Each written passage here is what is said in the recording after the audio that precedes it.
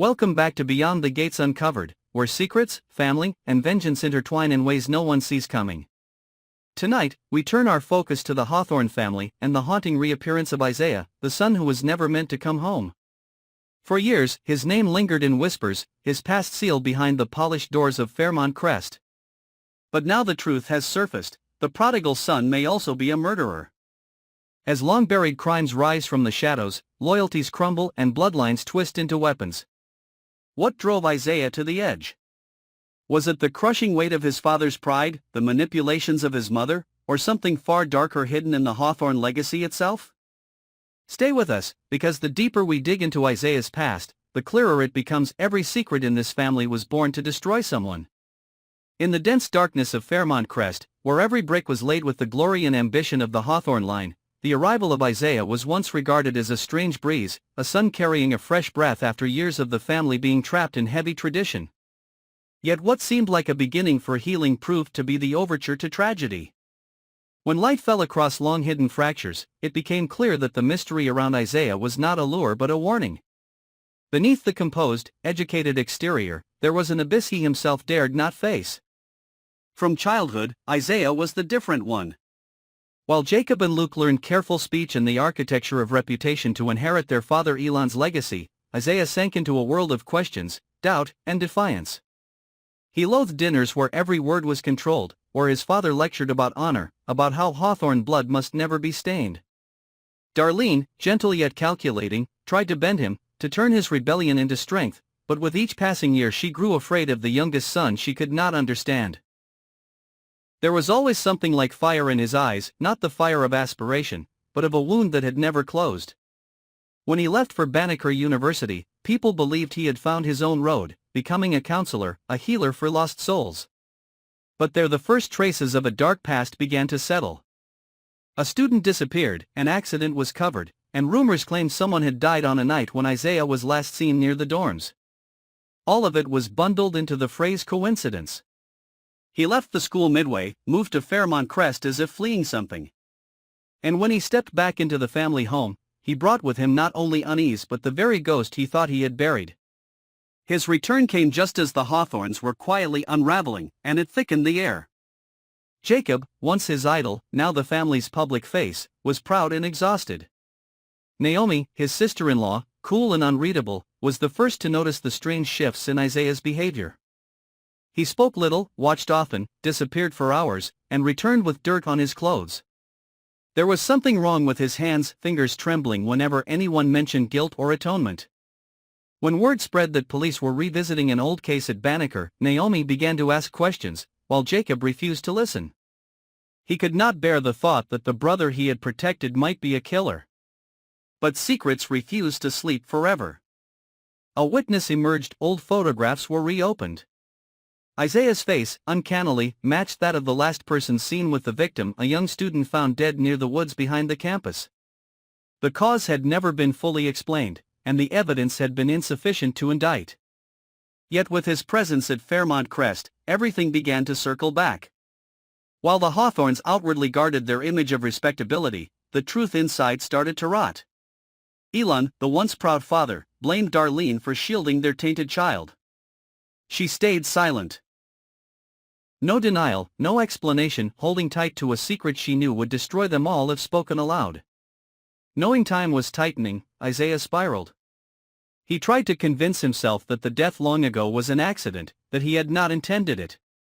But fear of exposure, combined with the contempt in his father's gaze, pushed him to the edge. He began watching members of the household, convinced someone was maneuvering to cast him into the light. Naomi found signs of an intruder near the garden, and anonymous messages began arriving to Jacob, each signed "the poor brother." The sense of betrayal and entrapment made Isaiah dangerous. He could no longer distinguish what was real from what was imagined. He saw the victim's silhouette in the mirror, heard whispers of his name at night. The truth was finally unveiled, not by the police but by Naomi. She found a wooden box hidden in Darlene's old study. Inside lay investigative reports and letters Darlene had sent to Banneker, bargaining for silence.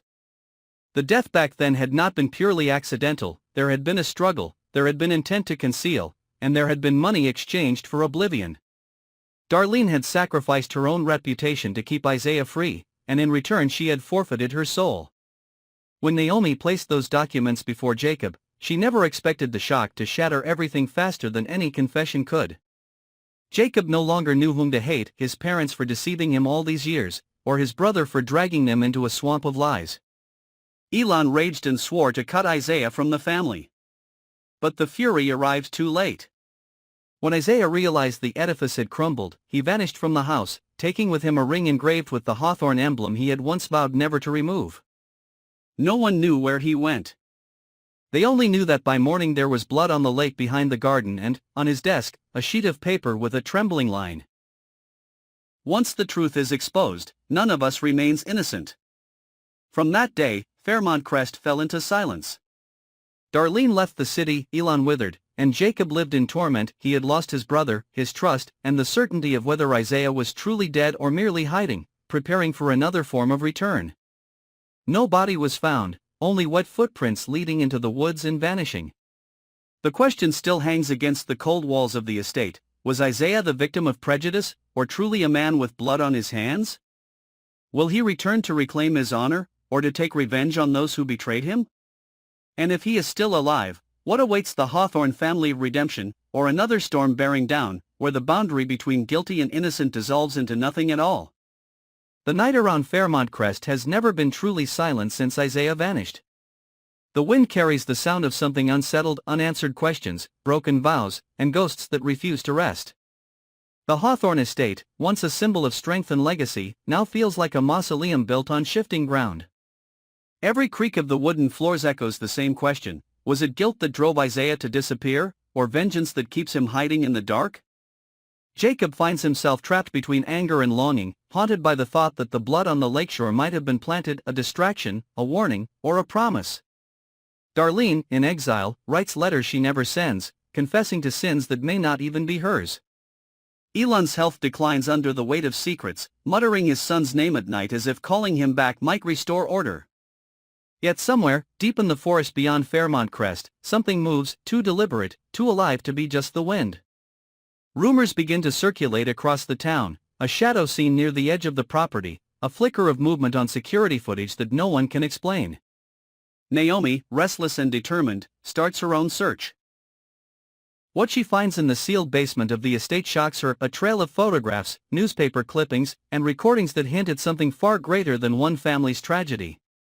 It suggests that the death at Banneker, the Hawthorne fortune, and Isaiah's disappearance were all threads of a much older pattern, one that began long before any of them were born. Every answer she uncovers births two more lies. And somewhere in the maze of betrayal, the figure of Isaiah stands again, not as a ghost, but as a reckoning. The storm brewing over Fairmont Crest feels inevitable now.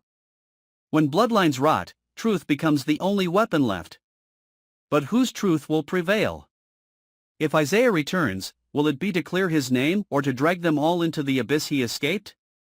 Perhaps the real horror isn't that he might still be alive, but that he might come back with the same calm eyes, the same quiet voice, and the knowledge that every sin committed to protect him has finally turned into his reason for revenge. The Hawthorns built their legacy on control; now control is the one thing slipping from their grasp.